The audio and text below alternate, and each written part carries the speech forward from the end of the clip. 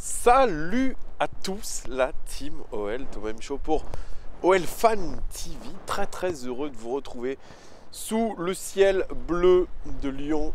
Il fait beau les gognes, il fait froid le matin, il fait plutôt très agréable l'après-midi.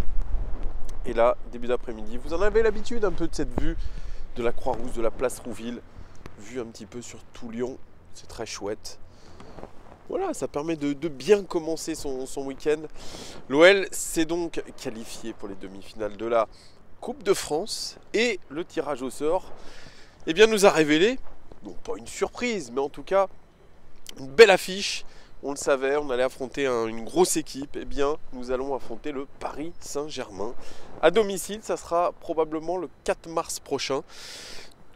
On risque d'avoir vraiment 10 jours absolument énorme au niveau du calendrier, puisque je crois qu'on a Juventus, Saint-Etienne, LOSC, PSG et je crois match retour face à la Juventus. Donc 10 jours je crois, je vais peut-être oublié, vous me direz. En tout cas il y aura 5 matchs en 10 jours et je crois que là il faudra montrer un petit peu de la solidité. C'est là aussi où ça va se décider. J'avais parlé du mois de février comme un mois de tous les dangers. Bien, vous voyez que même cette fin février, début mars, elle sera compliquée. Mais bon, quand vous jouez dans toutes les compétitions, effectivement, c'est sûr qu'il faut avoir les épaules solides, il faut avoir les épaules larges. Et en tout cas, ça nous permet encore un petit peu de rêver. C'est mieux d'affronter le Paris Saint-Germain à domicile qu'à l'extérieur, mais vous le savez, c'est un club qui est extrêmement difficile à manier. On l'a vu récemment. On verra comment l'OL se débrouille face au PSG, sachant qu'on les affrontera un mois plus tard pour la finale de la Coupe de la Ligue. Voilà les gars, mais place au championnat, retour au championnat, ça sera demain à 15 h si je ne m'abuse au Groupama Stadium. Je n'y serai pas puisque ça y est, je crois que je suis maudit, je suis style Gourcuff, style Ousmane Dembélé, toujours dans la rechute. Je sais pas où je chope tous ces trucs, mais en tout cas l'immunité n'est pas au top. Donc si aussi vous avez des tips, un petit peu des conseils pour se rebooster, eh bien je suis preneur. Bref, alors je suis là pour vous parler de ce match contre Strasbourg. Strasbourg qui est devant nous au classement. C'est un match aussi important parce qu'on a laissé beaucoup trop de plumes en championnat. Et si on veut avoir l'occasion de remonter, comme l'a dit Marcelo, il faudra faire 4 ou 5 victoires d'affilée. C'est-à-dire une vraie grosse série. C'est encore pas facile ça, hein. C'est des choses avec le calendrier qu'on a qui sont difficiles. Mais la victoire contre Strasbourg, elle est évidemment impérative. Strasbourg, 7e de Ligue 1, nous sommes 9e, ils sont 7e avec 36 points, ils devraient être à notre place, 9e avec 33 points, soit 3 points de moins, ils sont en légère surperformance. Au niveau des buts inscrits, ils ont inscrit 31 buts, nous on en a inscrit 37, hein. Et ils auraient dû en marquer 31. Ils sont très cohérents par rapport à la qualité de leurs occasions. C'est la 6e attaque expected goals de Ligue 1. Au niveau des buts encaissés, ils ont encaissé 28 buts. Ils auraient dû en encaisser 28. Vous voyez, c'est une équipe extrêmement cohérente par rapport à ce qu'elle fait sur le terrain. C'est typique d'une équipe de Thierry Loret, qui selon d'ailleurs Rudy Garcia est un excellent entraîneur, je suis d'accord. C'est quelqu'un qui a de la gouaille, c'est quelqu'un qui sait motiver ses joueurs, c'est quelqu'un qui développe ses joueurs d'une très belle manière. Au niveau du PPDA, ils sont à 12, ce qui n'est pas terrible, les Gones, puisque le Paris Saint-Germain est à moins de 6. Donc c'est pas terrible au niveau du pressing. Au niveau des meilleurs buteurs, Ludovic Ajorc, meilleur buteur du club, 8 buts en championnat, il aurait dû en mettre 5, il est en surperformance, Ludovic Ajorc, suivi de Adrien Thomasson, 7 buts, il aurait dû en marquer 3, lui aussi en surperformance, et suivent Leno Motiba, 4 buts, il aurait dû en marquer 1, lui aussi il est en surperformance, vous voyez, 3 meilleurs buteurs du club, 3 joueurs en surperformance, attention que ça ne s'inverse pas, tant mieux pour nous, si c'est le cas contre nous dimanche. Meilleur passeur, Kachi, 5 passes décisives, il aurait dû en faire que 2, lui aussi est en surperformance. Et Ludovic Ajorc, 4 passes décisives quand même pour un joueur qui est très complet, il aurait dû en faire 3. Donc là, lui, il est plutôt réaliste par rapport à la qualité de ses passes D. Vous voyez, une équipe quand même qui a des certitudes avec des joueurs qui commencent à apprendre à se connaître, puisque ça fait quand même largement plus d'une saison qu'ils jouent ensemble, donc c'était une équipe bien huilée. Le dernier match, il a été gagné contre Reims, 3 buts à 0. Il joue en 4-2-3-1. Et puis si vous allez sur Between the Post, vous savez que j'aime bien ce site, vous avez Celui qui a fait le plus de passes lors du dernier match contre 1, c'est Kenny Lala. Celui qui a créé le plus d'occasions dans le jeu, c'est Kenny Lala. Celui qui a fait le plus de passes progressives dans les zones dangereuses, c'est Kenny Lala. Celui qui a reçu le plus de passes dans les zones dangereuses, sans surprise, Ludovic Ajorc. Celui qui a porté le plus la balle dans les zones dangereuses, c'est Leno Motiba. Et celui qui a été le plus central, c'est Kenny Lala. Attention à Kenny Lala. On sait, c'est un des joueurs majeurs de cette équipe strasbourgeoise. Un joueur qui a été un temps ciblé par l'Olympique Lyonnais, un temps ciblé aussi par le Paris Saint-Germain. Ça ne s'est pas fait, mais en tout cas, ça reste une très belle référence du championnat de France, une très belle référence de Strasbourg. Il avait été un temps aussi potentiellement préconvoqué en équipe de France.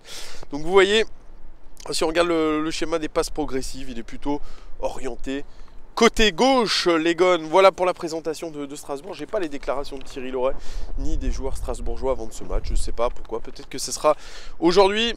Par contre, j'ai la conférence de presse de Rudy Garcia. Elle est plus ou moins intéressante. On va essayer de la décrypter ensemble. Bruno Guimaraes postule à une place dans le groupe. Je veux voir s'il comprend tactiquement le rôle de milieu de l'OL et de la Ligue 1. Oui, Bruno Guimaraes qui pourrait être dans le groupe. Il sera, je pense, dans le groupe lyonnais. Est-ce qu'il sera titulaire? Ça serait une très grosse surprise, je pense. Je pense qu'il rentrera plutôt en cours de match, Bruno Guimaraes. Mais qu'est-ce que le rôle d'un milieu de terrain, l'Olympique Lyonnais? Est-ce que c'est avant tout un rôle de pas trop prendre de risques, essayer de jouer plutôt latéral, essayer de plutôt conserver le ballon? C'est plutôt comme ça que je vois le milieu de terrain selon Rudy Garcia. Et le milieu de terrain en Ligue 1, c'est à peu près pareil. On a des milieux de terrain plutôt même très physiques en Ligue 1. Donc ça, j'ai pas trop compris un petit peu comment a-t-il compris le rôle d'un milieu de terrain en Ligue 1.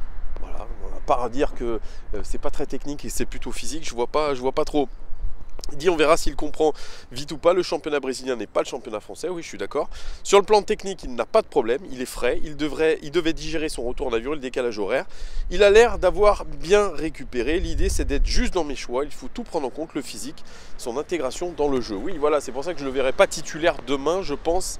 Puisque voilà, on ne peut pas demander à un joueur qui vient d'arriver de complètement se fondre dans un collectif. Après, ça serait une grosse surprise de le voir titulaire. Peut-être qu'il y aura une pression de la part de Juninho, de la part de Jean-Michel Aulas pour le voir tout de suite. Mais moi, je vois plutôt une intégration petit à petit, une rentrée en seconde mi-temps, par exemple, 20-25 minutes selon la tournure du match. Voir un petit peu comment il sent les choses. C'est quelqu'un qui est capable de fluidifier notre milieu de terrain. C'est quelqu'un qui est capable de faire le lien entre la défense et l'attaque, qui est capable de jouer juste sur attaque rapide. Ça, c'est pas quelque chose que Rudy Garcia demande beaucoup. C'est vrai qu'on est beaucoup dans le contrôle, on est beaucoup dans la non-prise de risque. Alors, c'est assez paradoxal, vous le verrez plus tard, puisqu'il fait une petite allusion dans la conférence de presse. On verra un tout petit peu après. Là, il dit qu'il faut faire une série, il faut déjà tout faire pour battre une équipe de Strasbourg qui est un très bon entraîneur. Il faudrait être capable de répondre sur le plan athlétique, notamment garder un niveau tactique et technique suffisant. On n'a pas concédé d'occasion contre l'OM, c'est important, mais on prend encore trop de buts en championnat. Quand on ne peut pas être flamboyant, il faut quand même gagner. Ça, c'est cette phrase qui me fait un peu tiquer. Quand on ne peut pas être flamboyant, il faut quand même gagner. C'est un petit peu, je pense, que ce que demande Rudy Garcia, c'est-à-dire prendre un minimum de risques, contrôler le milieu de terrain, contrôler le match. Peu importe si on n'est pas bon, l'important, c'est toujours gagner, se qualifier. Et ça serait d'ailleurs la raison pour laquelle on se fait autant chier pendant les matchs. Je suis désolé, il y en a qui ne sont pas d'accord avec moi, mais moi je le dis, on se fait chier pendant les matchs, surtout les matchs à domicile. C'est que l'entraîneur ne demande pas à ce qu'on prenne des risques, à qu'on veuille absolument marquer beaucoup de buts, mais avant tout contrôler et prendre très peu de buts. Ça ressemble un petit peu à ce qu'avait voulu faire Silvinho, contrôler le match et marquer un but de plus que l'adversaire. Voilà. Donc, si vous voulez ce style de jeu, c'est parce que c'est un certain style de jeu, défensif, sans prise de risque, et bien ce sont des consignes données aux joueurs par Rudy Garcia. Mais c'est paradoxal avec cette envie aussi d'aller plus vite sur des contres, aller peut-être plus vite aussi sur des attaques placées, vous voyez. Donc je pense que les joueurs sont un petit peu avec le cul entre deux chaises, mais voilà, c'est toujours cette même problématique de surtout pas perdre la balle dans l'axe, parce que derrière on peut se faire contrer, donc on va faire tourner le plus possible, sauf que quand vous jouez comme ça, bien vous faites pas plaisir à vos supporters, et puis voilà, vous jouez petit bras, et au final ça passe, vous me direz, on voit pas des grands matchs, mais ça passe, voilà. Je pense que c'est comme ça que je l'analyse.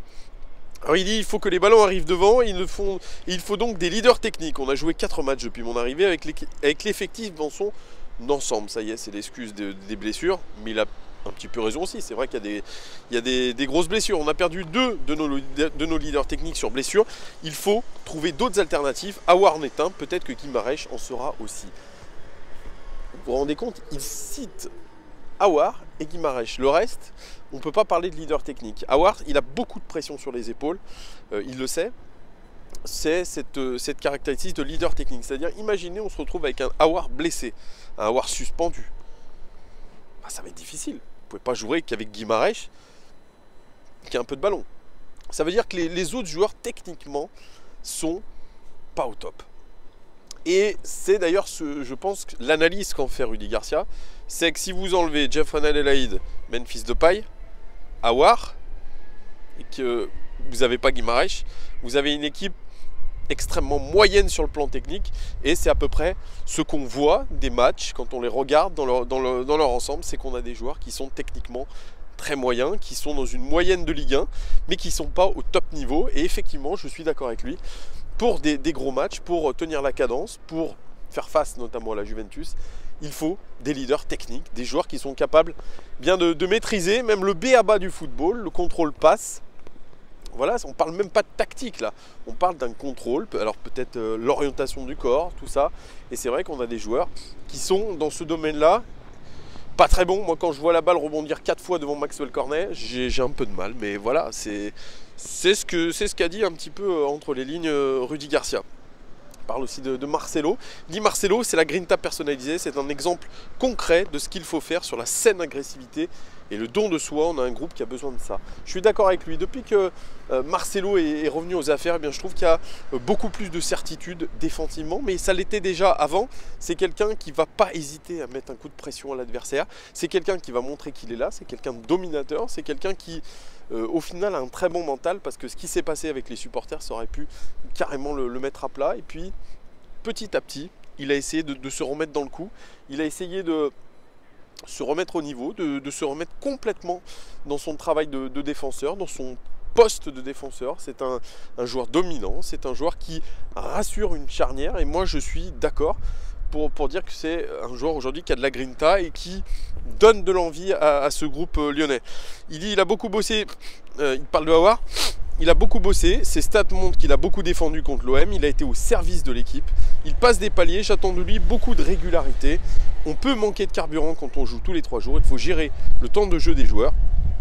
Oussem est vraiment sur la bonne voie, beaucoup de choses sont résolues par Oussem. Oui, c'est vrai, c'est Oussem Aouar à 21 ans je crois, aujourd'hui est en train de montrer eh bien, qu'on peut compter sur lui. Alors certes, c'est au détriment d'une régularité dans les matchs, ça il faut bien le dire, on est beaucoup à le remarquer, c'est que dans un match, il ne prend pas toujours les bonnes décisions, il porte un peu trop le ballon, mais je pense que c'est parce qu'il se dit qu'autour de lui, il n'a pas des joueurs capables de faire des 1-2 avec lui, style un peu comme il faisait avec Memphis Depay. Il a l'impression d'être un peu tout seul. Et comme à l'époque avec Memphis Depay qui se disait vu que les joueurs autour de moi sont pas bons, c'est moi qui vais faire la décision. Et je crois qu'on a Oussem Aouar qui dépense beaucoup d'énergie dans le jeu, dans les déplacements qu'il fait, dans les replis défensifs, etc. Et ça le fatigue un petit peu. Mais ce qui est très intéressant avec lui, c'est qu'il a toujours cet éclair de génie. À un moment donné, c'est quelqu'un qui va être décisif sur une action. Et en ça, il me rappelle un petit peu Nabil Fekir. Et pour un joueur qui a que 21 ans, mais qui aujourd'hui est un cadre de l'Olympique Lyonnais de par son salaire aussi. Et puis c'est quelqu'un aussi qui peut prétendre la saison prochaine à évoluer ailleurs. C'est dommage pour nous, mais il ne faut pas se leurrer. Jean-Michel Aulas l'a dit, les joueurs veulent partir. Donc Oussem Aouar, là, il est en train d'essayer de prendre ses responsabilités. Il se dit peut-être aussi qu'il y a le train de l'Euro à prendre. Peut-être. Donc voilà, moi je suis plutôt d'accord avec ça. Il manque de régularité, mais cette régularité, il peut l'avoir uniquement aussi si ses partenaires autour de lui font les bons choix, sont mobiles, sont impliqués à 100% dans le jeu. Et ça, c'est pas toujours le cas. C'est pour ça que la régularité, il a du mal à l'avoir. Mais en tout cas, ces fulgurances, elles nous font du bien. Vous allez me dire, c'est un peu le rappel du FC Individualité qui était si cher la saison dernière et puis en début de saison. C'est vrai, mais dans un collectif qui bafoue, malheureusement, qui est un peu en train de temps en temps, est à la dérive sur certains matchs. Et bien, il faut des joueurs absolument qui fassent la décision au bon moment. Et Oussem Aouar en fait partie. Et c'est plutôt très intéressant et très positif. Il dit on n'a pas gagné à Nantes et Bordeaux en jouant mal. On gagne plus de matchs quand on joue bien. Je suis le premier à le dire, mais quand on joue autant de matchs rapprochés, on ne peut pas être brillant tout le temps. Est-ce qu'il faut attaquer à tout va et ne pas se qualifier contre l'OM ou être intelligent? On ne peut pas mettre 3-0 à tout le monde. Voilà, c'est ce que je vous disais juste avant. On revient un petit peu en arrière, désolé. Mais voilà, il le dit même clairement ici. Il dit qu'en gros, on s'en fiche de pas bien jouer, mais on va contrôler le match, on va essayer de ne pas se faire prendre en compte, on va essayer de concéder un minimum d'occasions. Peu importe la qualité du spectacle, l'essentiel c'est de se qualifier. Voilà la philosophie de Rudy Garcia. Il dit il faut faire attention à ce qu'il ne se blesse pas en parlant de Moussa Dembélé. Il pèse psychologiquement sur les défenseurs, même si Guéry a participé en Ligue des Champions, il est différent de Moussa. Avec Toko Ekambi, on a un dévoreur d'espace. Vous voyez ? Il justifie un petit peu le fait de faire jouer Moussa Dembélé par le fait que psychologiquement il pèse sur les défenses. Ouais, sauf que là on voit très clairement que sur le dernier match il est un peu en deçà physiquement, il a du mal à enchaîner, ce qui est normal, ce qui est dur, même pour un jeune joueur, c'est dur d'enchaîner les matchs. Donc cette gestion du cas Moussa Dembélé, je suis pas bien d'accord. Voilà, moi j'aurais plutôt essayé un Toko Ekambi en pointe, ce qui pourrait être le cas demain. Voir un petit peu ce qu'il est capable de faire en pointe, puisqu'on l'a vu beaucoup sur le côté. C'est vrai qu'il est généreux dans l'effort, c'est vrai que c'est un dévoreur d'espace, mais moi j'aimerais voir ce dévoreur d'espace en tant qu'avant-centre. Et oui, il parle de Guéry, parce que Guéry a fait un excellent match contre Saragosse en Youth League, il a marqué 2 buts. Et il revient bien, mais il n'a toujours pas les faveurs de Rudy Garcia, qui voyait plutôt Amine Guéry prendre du temps de jeu ailleurs qu'à l'Olympique Lyonnais, où il n'aurait pas trop l'occasion de s'exprimer. Amine Guéry a pris le choix, a pris le parti de rester à l'Olympique Lyonnais, peu importe s'il ne joue pas avec le groupe pro, et il montre en tout cas toute sa motivation lors de cette Youth League, où il est un cran au-dessus, ça c'est clair et net. Rudy Garcia a des mots d'ailleurs pour parler un petit peu de Guéry, en disant qu'il fallait qu'il soit aussi déterminé en match, à l'entraînement qu'en match. Il ne voit pas tout ce qu'il est capable de faire en match, il n'est pas capable de le voir, je pense, à l'entraînement. Est-ce qu'à l'entraînement il est un peu inhibé? Est-ce qu'il se met un peu trop la pression? Bref, voilà comment voit Amine Guéry Rudy Garcia. Il dit bien sûr qu'il est re-rentré dans la concurrence, mais qu'à son poste, il ne faut pas se leurrer. Il y a forte concurrence, il y a beaucoup de joueurs, donc ça va être difficile pour lui, mais qu'il continue à s'améliorer et à montrer ce qu'il vaut. Ça me fait penser un petit peu au discours de Didier Deschamps avec Lacazette. C'est qu'il continue à marquer, qu'il continue à être bon, et peut-être que ça me fera réfléchir. Je pense que dans l'idée vraiment de Rudy Garcia, moi je crois qu'on ne compte pas vraiment sur Amine Guéry. C'est que mon point de vue. Voilà pour la conf de presse. Ce match, comme je vous l'ai dit, il est important, mais le match le plus important de la semaine, c'était ce match contre Marseille, puisqu'il déterminait beaucoup d'autres choses. Il déterminait aussi cette partie un petit peu mentale, puisque si on ne se qualifiait pas contre l'OM, je pense que nous aurions eu un gros trou mental avec beaucoup de contre-performances d'affilée, et nos joueurs avaient besoin de ça pour se rassurer mentalement, essayer de se dire bah voilà, on est quand même en demi-finale, on est qualifié sur tous les tableaux, on a ce potentiel pour battre enfin une équipe du top 6, même si elle était décimée, même si c'était en coupe. C'était important ici, mais c'était important aussi pour le match de Strasbourg, puisque bien sûr tous les joueurs sont fatigués, le moral aurait été encore plus défavorable pour ce match de Strasbourg si on n'avait pas gagné contre l'OM. Là on est fatigué, mais on a quand même cette confiance, et cette confiance là elle va permettre aussi eh bien de faire, je pense, un bon match contre Strasbourg, même si on est fatigué. Quelle équipe? J'en sais rien. Comme je vous ai dit, c'est toujours aléatoire. C'est la gestion de son groupe par Rudy Garcia. Moi, je dirais quand même une défense centrale Marcelo Denayer, toujours. À droite, peut-être Kenny Tété. À gauche, Fernando Marsal. Au milieu de terrain, peut-être un double pivot entre Touzard et Cacré. Voilà, et puis Oussem Aouar, meneur de jeu. À gauche, peut-être un Martin Terrier. À droite, un Bertrand Traoré qui a fait une belle rentrée quand même contre Marseille. Et puis en pointe, un Toko Ekambi. Voilà ce que je vois. Vous me direz, vous, ce que vous metteriez d'ailleurs comme joueur pour cette rencontre. Voilà. Au niveau du pronostic, vous savez, j'aime bien pronostiquer. Je pense que l'Olympique Lyonnais va gagner, mais il n'y aura pas de clean sheet. Une victoire 3-1, but de Toko Ekambi, but de Martin Terrier, et un petit dernier, je me lance, but de Guimarães pour son premier match, puisqu'il rentrera en jeu forcément. Voilà les gars, ce que je pouvais vous dire sur ce match. Dites-moi vous ce que vous en pensez, dites-moi ce que vous pensez de Strasbourg. Est-ce qu'il y en a certains qui iront au match? Dites-moi tout en commentaire. Merci une nouvelle fois de me suivre de plus en plus nombreux. Ça fait chaud au cœur. Merci à tous les nouveaux. Et puis je vous dis à très vite, surtout pour le débrief de ce match. Ciao, ciao, ciao, ciao, ciao. Bonne journée.